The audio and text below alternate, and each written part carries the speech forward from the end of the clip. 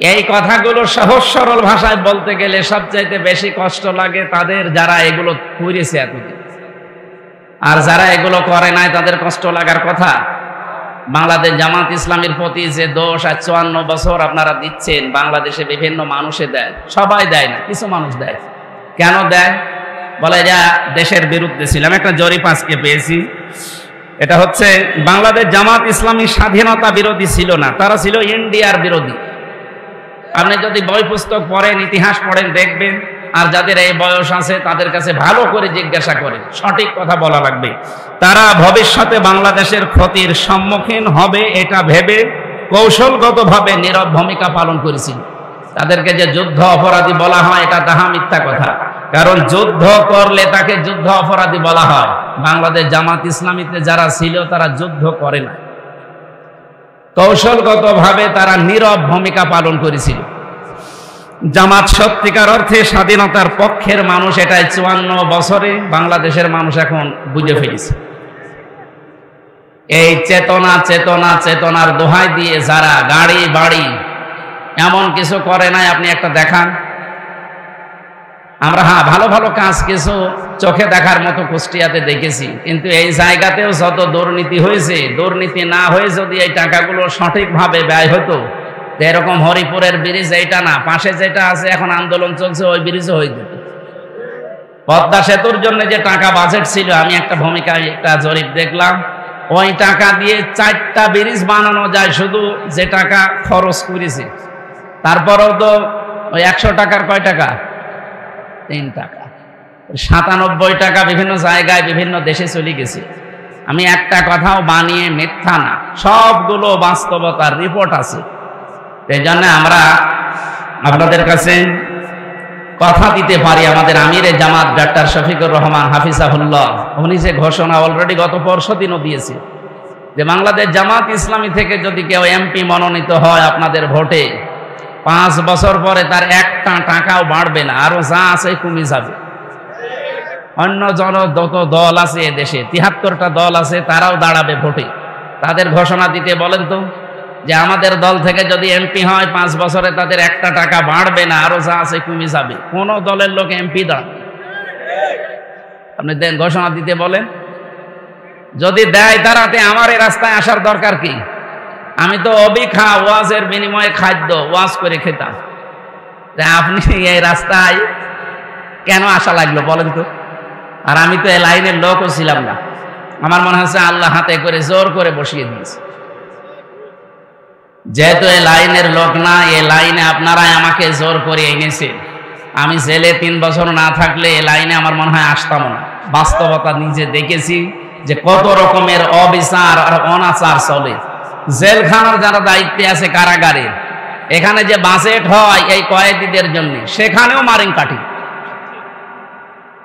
যদি এক একজনের জন্য 20 টাকার ডাল প্রতিদিন সরকারের পক্ষ থেকে বাজেট হয়, ওখানে মনে হয় 3 টাকার ডাল দেয়, 17 টাকা খেয়ে ফেলে কারা? শুধু জেলার সফার এরা না, ও একেবারে যেখান থেকে বাজেট হয়ে আসতেছে ওই জায়গা থেকে এ পর্যন্ত আসতে 17 টাকা শেষ। এই জন্যই তো আমার চেহারা 3 বছর এই হয়ে গেছে, কারণ আমাকে ওরা যে জায়গায় রেখেছিল। আমি আজকে কুষ্টিয়ায় এক পুলিশ সদস্য ভাই আমাকে বলছিল যে কে যেন বলেছে যে আমির হামজা বলে যে আয়না ঘরে ছিল। আয়না ঘর বলতে বাংলাদেশে কিছু নেই, ওরে মনে হয় নিয়ে যেয়ে রাখা দেয়। আমি নিজে তো অন্তত 10 দিন ছিলাম, বাকি 3 বছর ছিলাম কারাগারে, কন্ডেম সেলের ভেতরে, ফাঁসির কন্ডেম সেলে। 10 দিন তো অন্তত আয়না ঘরে ছিলাম। আমি ওখানে লেখা দেখলাম দেওয়ালে, কত মানুষ 2 বছর 5 বছর 7 বছর পড়ে আছে, দুনিয়ার কেউ জানে না। আপনি যে বলেন আয়না ঘর নেই, মানে আপনি কি আবার আয়না ঘর সামনে তৈরি করার প্ল্যানে আছে? এই দেশে আর কিয়ামত পর্যন্ত আয়না ঘর হবে না ইনশাআল্লাহ। আর একবার যদি ইসলাম যায় না, সারা দেশের মানুষ আমার মনে হয় আফসোস করবে এই 54 বছরের জন্য যে আরো আগে কেন ইসলাম গেল না। قد نعلم إنه لا يحزنك الذي يقولون فإنهم لا يكذبونك। হে নবী, আমি জানি যে ওরা যা কথা বলে আপনার কষ্ট হয়, কিন্তু ওরা তো আপনাকে শুধু মিথ্যাবাদী বলে না, ওরা তো সরাসরি আল্লাহর কোরআনকে অস্বীকার করে। আজ বাংলাদেশ জামাত ইসলামীর পেছনে, ইসলামী ছাত্র শিবিরের পেছনে যা বলা হয় এটা তো জামাত শিবিরের বিরুদ্ধে না, সরাসরি আপনি আল্লাহর বিরুদ্ধে বলেন। যেহেতু দেশে ৯৬% মুসলমান আল্লাহর বিরুদ্ধে বলে আপনি টিকে থাকতে পারবেন না, তখন ওই নামটা জামাতের উপরে, শিবিরের উপরে চালিয়ে দেন। এ দেশের মানুষ অলরেডি এখন কিন্তু এটা বুঝে ফেলেছে। ওয়ালাকাদ কুযযিবাত রাসূলুম মিন ক্বাবলিকা ফাসাবারু আলা মা কুযযিবু ওয়া উযু হাত্তা আতাহুম নাসরুনা। হে নবী, অবশ্যই তারা আপনাকে মিথ্যাবাদীও বলে। আপনার পূর্বে যারা রসুল ছিল, দুনিয়ায় নবী ছিল, একটা নবীকেও তারা ছাড়ে নাই। প্রত্যেকটা নবী আর রসুলকে, খালি দুইজন নবী বাদ দিয়ে, সুলাইমান নবী আর হযরত আদম নবী, এই দুইজন নবী বাদ দিয়ে পৃথিবীর কোন নবী এই গালিগালাজ খাওয়া থেকে মুক্ত ছিল না। কেউ গালিগালাজ খেয়েছে, কেউ পাথর খেয়েছে, কেউ করাত দিয়ে চিরা হয়েছে, কাউকে দেশ থেকে তাড়িয়ে দিয়েছে। এমনকি আমাদের নবী পর্যন্ত ৩ বছর জেলে ছিল। এটা কি মিথ্যা কথা? বলেন। আল্লাহ তাআলা আমাদেরকে সান্ত্বনা দিচ্ছেন, হে নবী, আপনার পূর্বে প্রত্যেকটা নবীর উপরে এই করা হয়েছে। ওযু, তাদেরকে কষ্ট দেওয়া হয়তো বিভিন্ন কায়দায়। হাত্তা আতাহুম নাসরুনা, কতক্ষণ? যতক্ষণ আল্লাহর সাহায্য না আসে। যেহেতু যে পর্যায়ে এখন বাংলাদেশ আছে, আর এই দেশের মানুষ এখন ইসলামের দিকে যেভাবে এই 11 মাসে এসেছে, আপনি তো জানেন না কিছু। আগস্টের 5 তারিখের আগে মাত্র 15 জন বলতো আমরা ইসলাম চাই এ দেশে রাষ্ট্রীয়ভাবে, আর এখন 100 জনের 77 জন মানুষ বলছে আমরা এ দেশে ইসলাম চাই। এই জন্যে আমাদের আশায় বুক বাঁধা আরম্ভ করেছি। আমরা দেখতে পাচ্ছি সামনে বাংলাদেশ কোরআন দিয়ে চলবে ইনশাআল্লাহ। হাত্তা আতাহুম নাসরুনা, আল্লাহর সাহায্য যতক্ষণ না আসে ততক্ষণ আমরা ধৈর্য ধারণ করবো ইনশাআল্লাহ। ফাসাবারু আলা আনফুসিহিম, আপনি ধৈর্য ধারণ করে এগিয়ে যান। ওয়ালাকাদ জাআকা মিন নাবাইল মুরসালিন, আপনার কাছে বিভিন্ন নবী রাসূলদের কাহিনী আমি এর পূর্বে বলেছিলাম, এখনো শোনালাম। সে কাহিনীগুলো কোরআনে আছে না? আল্লাহ আমাদেরকে এখান থেকে শিক্ষা নিয়ে সামনে এগিয়ে যাওয়ার তৌফিক দিন। চ্যানেলটি সাবস্ক্রাইব করে আমাদের সঙ্গেই থাকুন। সম্মানিত ভাইরা, অনেক গুরুত্বপূর্ণ আলোচনা করলেন আমাদের সম্মানিত মেহমান। এই পর্যায়ে বক্তব্য নিয়ে আসছেন বাংলাদেশ জামাত ইসলাম কুষ্টিয়া জেলা শাখার সম্মানিত সহকারী সেক্রেটারি ভাই খায়রুল ইসলাম রবি। ভাই খায়রুল ইসলাম রবিন ভাইকে তার মূল্যবান বক্তব্য দেওয়ার জন্য অনুরোধ করছেন।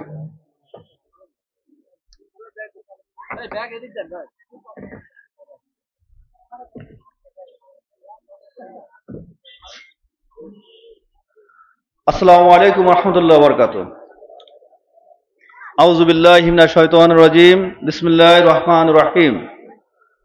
রব্বি জিদনি ইলমা, রব্বি ইশরাহ লি সাদরি ওয়া ইয়াসসির লি আমরি ওয়াহলুল উকদাতাম মিন লিসানি ইয়াফকাহু কাওলি। আলহামদুলিল্লাহ, আল্লাহর কাছে লাখো কোটি শুকরিয়া আদায় করছি। আল্লাহ রাব্বুল আলামিন আমাদেরকে এই নির্বাচনী সমাবেশে সকলকে এখানে আসার তৌফিক দান করেছেন। এই জন্যই মহান মুনিবের দরবারে শুকরিয়া আদায় করি আলহামদুলিল্লাহ। সদর থানার হাড় হরিপুর ইউনিয়ন কর্তৃক আয়োজিত কর্মী ও সুধী সমাবেশের আজকে প্রোগ্রামের সম্মানিত প্রধান মেহমান, আমাদের একান্ত প্রিয় স্যার, কুষ্টিয়া জেলার সম্মানিত সাবেক নায়েবে আমির, কেন্দ্রীয় শুরা সদস্য অধ্যাপক ফরহাদ হোসেন স্যার, প্রধান আলোচক হিসেবে উপস্থিত আছেন বাংলাদেশ জামাত ইসলামী কুষ্টিয়া জেলা ইউনিটের সম্মানিত সদস্য এবং সদর আসনের সম্মানিত এমপি প্রার্থী, সকলের নয়নের মণি, সকলের হৃদয়ের স্পন্দন, বাংলাদেশ তথা সারা বিশ্বের আন্তর্জাতিক খ্যাতিসম্পন্ন মুফাসসিরে কোরআন একান্ত প্রিয় ভাই মুফতি আমির হামজা, বিশেষ মেহমান হিসেবে উপস্থিত আছেন জেলার শুরা কমিটির সদস্য, সদর আসনের সম্মানিত সদস্য সচিব প্রিয় ভাই জনাব হামিদ ইসলাম। আরো উপস্থিত আছেন বিশেষ মেহমান হিসেবে উলামা বিভাগের সম্মানিত জেলা সেক্রেটারি, জেলা ইউনিটের সম্মানিত ইউনিট সদস্য একান্ত প্রিয় ভাই ইয়াসির আরাফাত জিহাদি, সদর থানার সম্মানিত আমির মৌলানা শরীফুল ইসলাম, সদর থানার সম্মানিত সেক্রেটারি ডাক্তার রাহেন আলী, সদর থানার সম্মানিত সহকারী সেক্রেটারি সহ বিভিন্ন নেতৃবৃন্দ, স্টেজে আমাদের বিভিন্ন পর্যায়ের নেতৃবৃন্দ, সামনে উপবিষ্ট তৌহিদ জনতা, আসসালামু আলাইকুম ওয়া রাহমাতুল্লাহি ওয়া বারাকাতুহু। সকলে কি ভালো আছেন? আলহামদুলিল্লাহ, আল্লাহর কাছে শুকরিয়া সুন্দর একটি পরিবেশের মাধ্যমে আমরা মানুষের কাছে ইসলামের দাওয়াত, কোরআনের দাওয়াত দিতে পারছি। এজন্য আল্লাহর কাছে শুকরিয়া আদায় করি আলহামদুলিল্লাহ, যে আল্লাহ এই পরিবেশটা তৈরি করে দিয়েছেন, সে আল্লাহর শুকরিয়া আদায় করে শেষ করা যাবে না। যদি 5ই আগস্ট না হতো, আমরা এখানে এভাবে বসে এভাবে কথা শোনা, কথা বলার কোনো শক্তি আমাদের ছিল না। সে আল্লাহ সুযোগ করে দিয়েছেন আমাদেরকে। আলহামদুলিল্লাহ, আল্লাহ শুকরিয়া আদায় করে কখনো শেষ করা যাবে না। সম্মানিত উপস্থিতি, আপনারা জানেন বাংলাদেশ স্বাধীন হওয়ার পর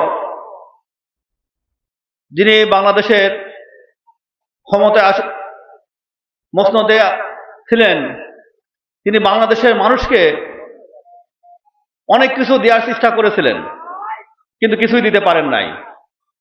তিনি বাংলাদেশের মানুষকে স্বাধীনতা, মানুষের যে স্বাধীনতা ছিল, কথা বলার স্বাধীনতা, মানুষের যে বাক স্বাধীনতা, মানুষের ইচ্ছা স্বাধীনতা, এগুলোকে দমন করে সে রাষ্ট্রকে শোষণ করতে চেয়েছিল। 72 থেকে 74 সাল, 72 থেকে 75 সালে রক্ষী বাহিনী গঠন করে সে বাংলাদেশের মানুষকে দমন করার মাধ্যমে শোষণ করতে চেয়েছিল। কিন্তু এই শোষণ করার পরও কিন্তু সে টিকে থাকতে পারে নাই। মানুষের তখন কোন কথা বলার স্বাধীনতা ছিল না। সকল রাজনৈতিক দলকে তখন নিষিদ্ধ করা হয়েছিল। সকল রাজনৈতিক দল, সকল পত্রিকা তখন নিষিদ্ধ করে দিয়ে সে চিরস্থায়ী বাংলাদেশে একজন প্রেসিডেন্ট হিসাবে নিজেকে আবির্ভূত করতে চেয়েছিল, শেখ মুজিবুর রহমান। এই ইতিহাস কিন্তু আপনাদের কাছে জানা আছে। এত কিছু করার পরও সে টিকে থাকতে পারে নাই। সর্বশেষ সে বাকশাল কায়েম করেছিল যাতে সে ক্ষমতায়, বাংলাদেশে চিরস্থায়ীভাবে ক্ষমতা টিকে থাকতে পারে, কিন্তু পারে নাই। বাংলাদেশের জনগণ সেটা মেনে নিতে পারে নাই। করুণ এটা ইতিহাসের মাধ্যমে সে আজ আস্থা করে নিক্ষিপ্ত হয়ে আছে। 25 বছর পর শেখ হাসিনা দেশে ফিরে মানুষের কাছে ক্ষমা চেয়েছিল, যাওয়ার পিতার অপরাধের জন্য আমি ক্ষমা চাই। জাতির সামনে সে ক্ষমা চাওয়ার পরে জাতি মনে করলো হয়তো সে ভালো হয়ে গেছে, তার বাপ হয়তো খারাপ ছিল, সে ভালো হয়ে গেছে। এই ভালো হয়ে গেছে মানুষ মনে করার পরে 96 সালে তাকে নির্বাচনের মাধ্যমে ক্ষমতা আদিষ্ট হয়েছিল। কিন্তু 5 বছর 1996 থেকে 2001 পর্যন্ত সে ঠিক একই রকম মানুষের উপরে নির্যাতন করা শুরু করেছিল। নির্যাতন করার পরে তখন বাংলাদেশে যে তৎকালীন যে দলগুলো ছিল, ঐক্য করার মাধ্যমেই শেখ হাসিনাকে তখন ক্ষমতাচ্যুত পরাজিত হলো 2001 সালের নির্বাচনের মাধ্যমে। এই নির্বাচনে পরাজিত হওয়ার মাধ্যমে তখন সে ষড়যন্ত্র করা শুরু করলো যে কিভাবে বাংলাদেশের মানুষের শোষণ করা যায়। সে ব্যাপক আকারে ভারতের সঙ্গে হাত মিলিয়ে দেশ বিক্রি করার চুক্তি করে 2009 সালে বাংলাদেশের ক্ষমতায় আদিষ্ট হওয়ার জন্য সে সরাসরি সবসময় ভারত যখন যা চেয়েছে তখন সে দিতে মানে সে দেওয়ার জন্য চুক্তি করে 2009 সালে ক্ষমতা মসনদে আদিষ্ট হলেন। তার টার্গেট ছিল একটাই, আমার পিতা বাংলাদেশের মানুষকে শোষণ করতে চেয়েছিল কিন্তু পারে নাই, আমি বাংলাদেশের মানুষকে শোষণ করতে চাই। সে টার্গেট নিয়ে 2041 সালকে সে ঘোষণা দিল যে 2041 সালকে আমি ক্ষমতা থাকতে চাই, যাতে বাংলাদেশের মানুষকে আমি গোলাম বানাতে চাই। এই গোলাম বানানোর জন্য সে টার্গেট দিল। সে চিন্তা করলো, এই চিন্তা করার মাধ্যমেই সে সর্বপ্রথম 2009 সালে যে টার্গেটকে বাস্তবায়ন করার জন্য সে চিন্তা করলো বাংলাদেশের 3টা বাধা আমার সামনে হিসেবে আবির্ভূত আছে, যে 3টা বাধাকে যদি আমি অতিক্রম করতে পারি তাহলে বাংলাদেশের মানুষকে আমি গোলাম হিসাবে শোষণ করতে পারবো, ভারতের রাজ্য হিসাবে আমি এই রাজ্যকে স্বীকৃতি দিতে পারবো। সে চিন্তা করেই 3টা জিনিসকে সে বাধা হিসেবে মনে করলো। 1 নম্বর বাধা হচ্ছে সেনাবাহিনী, দ্বিতীয় বাধা হচ্ছে বাংলাদেশ জামাত ইসলামী, তৃতীয় বাধা হচ্ছে ইসলাম, যারা ইসলামকে অনুসরণ করে। এই 3টা বাধাকে সামনে নিয়ে সে কার্যক্রম শুরু করলো। 2009 সালে সেনা সদস্য হত্যার মাধ্যমে সেনাবাহিনীকে সে দুর্বল করে দিল। এই ইতিহাস আপনাদের জানা আছে। সম্মানিত উপস্থিতি, আপনারা জানেন চৌকর সেনাবাহিনী যারা বাংলাদেশ রক্ষা করার জন্য নিয়মিত কাজ করে যাচ্ছে, তাদেরকে 2009 সালে কিভাবে তাদেরকে হত্যা করলো। সর্বোচ্চ ভালো চৌকর যারা সেনাবাহিনী ছিলেন তাদেরকে 27 জন এই সেনা সদস্যদেরকে হত্যার মাধ্যমে অসংখ্য বিডিআর তাদের উপরে মিথ্যা দোষারোপ করে হাজার হাজার মানুষকে তখন জেলখানা আবদ্ধ করলো এবং অনেক সেনাবাহিনীকে জেলখানা আবদ্ধ করলো, চাকরিচ্যুত করলো। তার ভিতরে আমাদের একজন ভাই ছিলেন ব্যারিস্টার আরমান, ব্যারিস্টার আজমি ভাই। এই আজমি ভাইকে দেখেছেন, আপনারা জানেন তাকে কিভাবে আয়না ঘরে বন্দি করে তার উপর কিভাবে নির্যাতন করা হয়েছিল।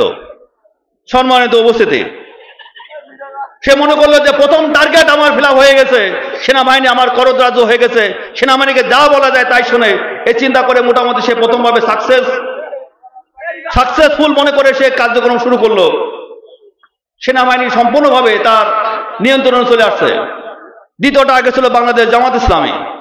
আপনারা জানেন 2010 সাল থেকে শুরু করে 2024 সাল পর্যন্ত ব্যাপক আকারে বাংলাদেশ জামাত ইসলামের প্রতি এমন কোন স্টিমুলার চালায় নাই, এমন কোন জামাত ইসলামের প্রতি এমন কোন অর্থনৈতিক, তার রাজনৈতিক সকল বিষয় বাংলাদেশের জামাত ইসলামের প্রতি তিনি সর্বোচ্চ শক্তি প্রয়োগ করেছিল ধ্বংস করার জন্য। 2010 সালে তৎকালীন আমাদের আমিরে জামাত, আমাদের সেক্রেটারি জেনারেল মতিউর রহমান নিজামী আমিরে জামাত, সেক্রেটারি জেনারেল আলী আসমাদ মুজাহিদ ভাইকে 2010 সালে অ্যারেস্ট করার মাধ্যমে ভুয়া একটি মামলা অ্যারেস্ট করা হয়েছিল। সে মামলা অ্যারেস্ট করার মাধ্যমে তাদেরকে জেলে আবদ্ধ করে রেখেছিল। বাংলাদেশ জামাত ইসলামের প্রতি তখন থেকে শুরু করলো 2010 সালে নির্যাতন। এই নির্যাতন এমন একটা পর্যায়ে গেল, একজন ভাইয়ের মধ্যে সালাম দেওয়া বন্ধ হয়ে করে দিল। বাংলাদেশ জামাত ইসলামের যিনি সমর্থক, সহযোগী, সুদী, এই ধরনের কারোর সাথে কোনো লিঙ্ক থাকলে তাকে তখন অ্যারেস্ট করা শুরু করলো। কাউকে ঘরে থাকতে দিল না, কাউকে ঘরে বসবাস করতে দিচ্ছিল না। আমাদের নেতৃবৃন্দকে ফাঁসি দেওয়ার মাধ্যমে সে মনে করলো পুরা জামাত ইসলাম বাংলাদেশকে উৎখাত করে দিয়েছি, সেটা সে মনে করলো। জামাত বলতে বাংলাদেশে আর কিছু নাই। এভাবেই সে চিন্তা করে যে জামাত ইসলামের সকল নেতৃবৃন্দকে, আমাদের 10 জন নেতৃবৃন্দকে হত্যা করলো, কাউকে ফাঁসি দিল, কাউকে করসে দিল, কাউকে গুম করলো, হাজার হাজার মামলা দিল। এর মাধ্যমে মনে করছে জামাত ইসলাম ধ্বংস হয়ে গেছে, অতএব আমার সামনে কোনো আর বাধা নাই। দ্বিতীয় যে পজিশন ছিল সেটা হচ্ছে ইসলাম। আপনারা জানেন যারা ইসলামের যারা ইসলামকে ভালোবাসতো, ইসলামকে যারা ভালোবাসতো তাদের উপর তখন সে নির্যাতন করা শুরু করলো। জামাত ইসলাম করে না, কিন্তু ইসলামকে ভালোবাসে। এর ভিতরে আছে আমাদের অনেক ইসলামের ব্যক্তিত্ব, আমাদের আছে এর ভিতরে হিফাজত ইসলাম, তারা কোনো রাজনৈতিক দল নয়। আপনারা জানেন 5ই মে 2013 সালে শাপলা চত্বরে কিভাবে তাদেরকে রাতের অন্ধকারে হাজার হাজার হেফাজতকে হত্যা করেছিল। তারা শুধু কি চেয়েছিল? তারা কি রাষ্ট্র ক্ষমতা চেয়েছিল? তারা কখনো রাজনীতি করে না, তাদেরকে হত্যা করেছিল। ইসলামের ব্যক্তিত্বকে এমনভাবে কোণঠাসা করেছিল, যদি তাদের কথা না শুনতো বলতো যে জামাত শিবির, এই কথা বলে তাদেরকে উপর হত্যা করা হতো, অথচ তারা কোনো রাজনৈতিক দল করতো না। আপনারা দেখেছেন মসজিদকে কিভাবে নিয়ন্ত্রণ করেছিল। মসজিদ যারা খতিব, যারা ইমাম, যারা মসজিদের সঙ্গে যারা সংযুক্ত ছিল তাদের উপর কিভাবে নিয়ন্ত্রণ করেছিল। মসজিদ ইমামদের কথা বলার কোনো শক্তি ছিল না, খতিবদের কথা বলার কোনো শক্তি ছিল না, তারা কোনো কথা বলতে পারতো না, তাদেরকে সবসময় মনিটরিং করা হতো। যদি কোনো মতাই কোরআনের হক কথা বলতে যেত, সংসদে তাদেরকে অ্যাটাক করা হতো, জামাত শিবির ট্যাগ দিয়ে তাদেরকে অ্যারেস্ট করা হতো। দেখেছেন আপনারা ওয়াজ মাহফিলে কিভাবে যারা বিশিষ্ট তাফসীর কারক যারা ওয়াজ করতেন তাদের কিভাবে হেনস্থা করা হতো, তাদেরকে কিভাবে হেনস্থা করা হতো, তাদেরকে কিভাবে অ্যারেস্ট করা হতো, কিভাবে ওয়াজের মঞ্চ ভেঙে ফেলা হতো। মানুষকে কোরআন শুনতে দিত না, মানুষকে কোরআনের তাফসীর শুনতে দিত না। এমন একটা পর্যায়ে তারা করে নিয়েছিল, সকল মানুষকে তারা নিয়ন্ত্রণ করার চেষ্টা করেছিল যে ইসলাম বলতে বাংলাদেশে কিছু থাকবে না, এই চিন্তা করে তারা ময়দানে কাজ করেছিল। এই 3টা বাধাকে অতিক্রম করার জন্য তারা সর্বশক্তি নিয়োগ করেছিল এবং তারা মনে করছিল আমরা সফল হয়ে গেছি, বাংলাদেশের মানুষ এখন ইসলামের পক্ষে কথা বলার মতো কোনো শক্তি আর ছিল না। এই পজিশন তারা হয়ে গেছে এবং তারা নিশ্চিত হয়ে গেছিল 2041 সাল পর্যন্ত আমাদেরকে ক্ষমতা থেকে কেউ সরাতে পারবে না। দেখেছেন আপনারা 2024 সালে যে ডামি নির্বাচনের মাধ্যমে তারা সর্বশেষ যে গণতন্ত্র যে ব্রেকটা তারা মেরে দিয়েছিল, এই ডামি নির্বাচনের মাধ্যমে তাদের যে মানুষের যে কথা বলার অধিকার সেটা সম্পূর্ণভাবে তারা কেড়ে নিল। কোনো মানুষ কথা বলতে পারে নাই। এই বিষয়টা আপনারা দেখেছেন সম্মানিত উপস্থিতি। কিন্তু আল্লাহ রাব্বুল আলামিনের পরিকল্পনা, যে পরিকল্পনা সর্বোত্তম পরিকল্পনা, যেটা 2024 সালে 5ই আগস্ট ছাত্র জনতা দেখাই দিয়েছে। কোথায় গেল এত গর্ব অহংকার? কোথায় গেল এত নির্যাতন? কোথায় গেল? আজকে তারা কোনো কথা বলতে পারে না, তারা আজকে সমাজে মুখ দেখাতে পারে না, তারা আজকে নিজেকে পরিচয় দিতে পারে না যে আমি আওয়ামী লীগ করি। কোথায় গেল এত এমপি ও মন্ত্রী? কোথায় গেল সবাই? কারণ মানুষের যারা নির্যাতন করে কখনো কেউ ক্ষমতা ঠিক থাকতে পারে নাই, কখনো কেউ পারে নাই ক্ষমতা ঠিক থাকতে। মানুষকে শোষণ করে কখনো কেউ পারে নাই। তাই আমি ওদের আহ্বান জানাতে চাই, আগামীতে যারা এভাবেই ফ্যাসিস্ট হয়ে নিজেকে আবির্ভূত হবে তাদের পরিণতি এর চাইতে বেশি খারাপ হবে। সম্মানিত উপস্থিতি, আপনারা জানেন ইতিমধ্যে আমাদের মুফতি আমিন আমজাদ ভাইকে যখন এই নমিশন দেওয়া হলো তখনই কিছু মানুষ তার বিরুদ্ধে এমনভাবে লেগে গেল যে তৎকালীন আওয়ামী লীগ সরকার যেভাবে করতো তার চাইতে বেশি খারাপ অবস্থা তার বিরুদ্ধে শুরু হয়ে গেল। এমন একটা অবস্থা তৈরি হয়ে গেছে যে মুফতি আমাদের ভাইয়ের চরিত্রকে নিয়ে তারা চরিত্রকে কলঙ্ক করার জন্য তারা চিন্তা ভাবনা করছে, তাকে হত্যা করার জন্য চিন্তা ভাবনা করা হচ্ছে এবং কিলিং মেশিন তাদের তৈরি করা হচ্ছে যে আমির হামজাকে ভাইকে কিভাবে হত্যা করা যায়। আমাদের নলেজে এভাবে কথাগুলো আসছে।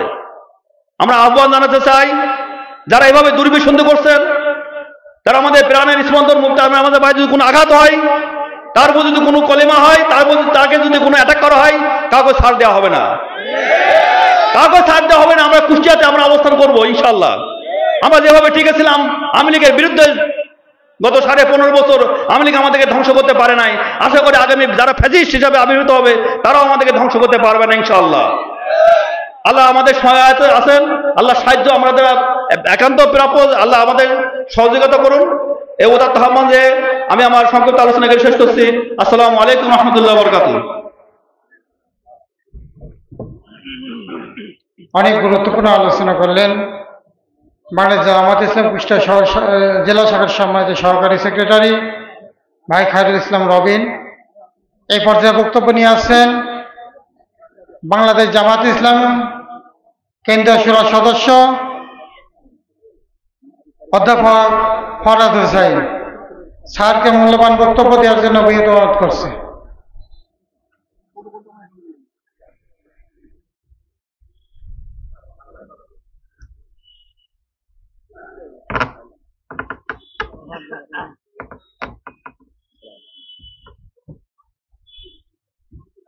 একটু সরানো যাবে না এটা? আসসালামু আলাইকুম রহমতুল্লাহ। আমি শুনেছি আপনারা সবাই ভালো আছেন, আমিও ভালো আছি আলহামদুলিল্লাহ। এমন দেশটি তুমি কোথাও পাবে না খুঁজে, সে আমার জন্মভূমি। ধানের খেতে ঢেউ খেলে যায়, সে আমার জন্মভূমি। মানুষের মনে দিও না আঘাত, সে আঘাত লাগে কাবার ঘরে। খোদার আরশ টলমল করে, ব্যথিত যেদিন রোদন করে।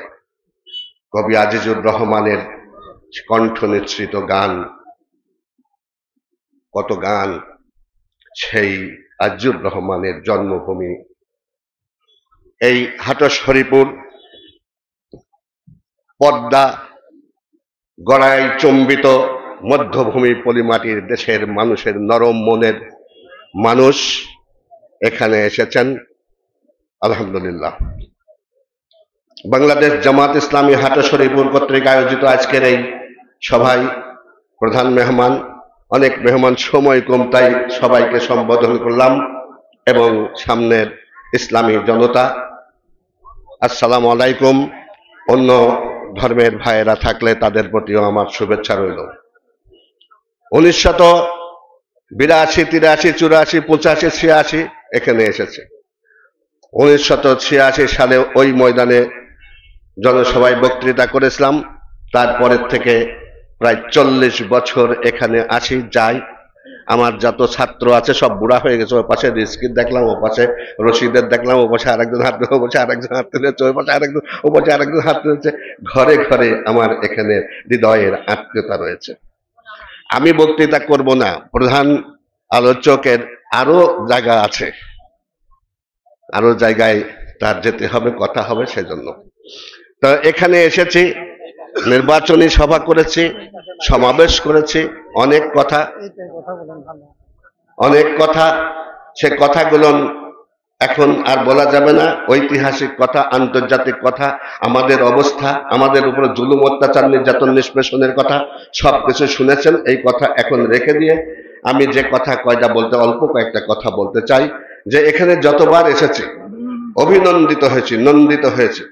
এদেশের নন্দিত মানুষ, আপনাদের সশ্রদ্ধ অভিনন্দন জানাই। Doctor Anisur Rahman MP candidate ছিলেন সদরের 3 আসনের, ফার্স্ট হয়েছিলেন এই হরিপুর থেকে, তাই না? এরপরে মোশাররফ হোসেন ভাই, এখন তিনি অসুস্থ শুয়ে আছেন, এখানে ফার্স্ট হয়েছিলেন, তাই না? ফরিদা হুসাইন মহিলা ভাইস চেয়ারম্যান, এখান থেকে বিপুল ভোটে ফার্স্ট হয়েছিলেন। আমরা সেই মানুষদের কাছে কথা বলছি।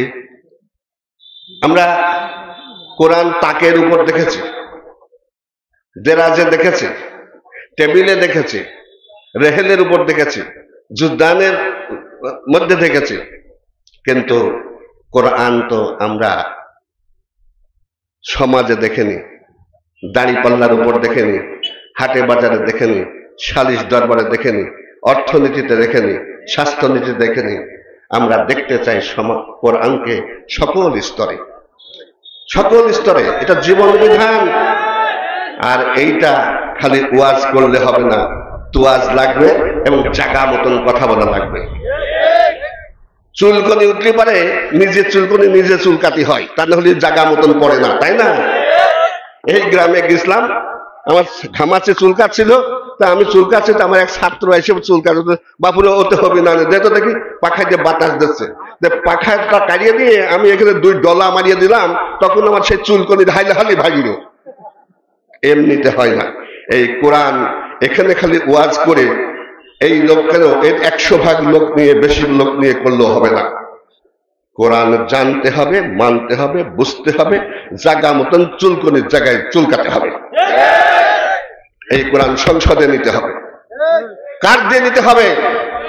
যার মুখে কোরআন, যার বুকে কোরআন, যার আচরণে কোরআন, যার আমলে কোরআন, যার চলনে বলনে কথনে কোরআন, সেই কোরআনের একটি আত্মা, ব্যক্তিত্ব, বক্তা এবং লক্ষ কোটি মানুষের হৃদয়ের কাছে, কানের কাছে যার কথা চলছে, সে আমাদের প্রিয় ব্যক্তিত্ব, আমাদের নয়নের মণি, আমাদের অত্যন্ত হৃদয়ের মানুষ। তার হৃদয় যেদিক, আমাদের হৃদয় সেদিক। সংস্কৃতে একটা কথা আছে, যদ্বিদং হৃদয় মম তদ্বিদং হৃদয় তব। তোমার হৃদয় যেদিকে, আমার হৃদয় সেদিকে। আমাদের ইচ্ছা কোথায় কোরআন পাঠাবো? সংসদে। সেই কোরআনের দিল, আত্মা, এটা থাকতে হবে, মুখ থাকতে হবে, বচন ভঙ্গি থাকতে হবে। তা কি আমাদের আমির হামজার মধ্যে আছে? আলহামদুলিল্লাহ। তাহলে জায়গা মতন আমরা চুল করি এবার, তাই তো? তাহলে আমাদের চুল করে হাইলাহালি ভাঙবে। ঠিক কি করছেন? কাম হবে নি তো? ডাক্তার আনিসুর রহমান, মোশাররফ হোসাইন, ফরিদা হুসাইন, এরা যেভাবে অত্যন্ত মানে তারা এগিয়ে গেছে, তার প্রতিদ্বন্দ্বীকে পিছনে ফেলে ভোটের একটা স্তর গড়ে তুলেছে, আপনারা দিয়েছেন, তাই তো? এবারে তার থেকে বেশি হবে না কম হবে? কি হবে? কত হবে? বেশি হবে না কম হবে? আল্লাহ তাআলা কবুল করুন। আসসালামু আলাইকুম ওয়া রাহমাতুল্লাহ।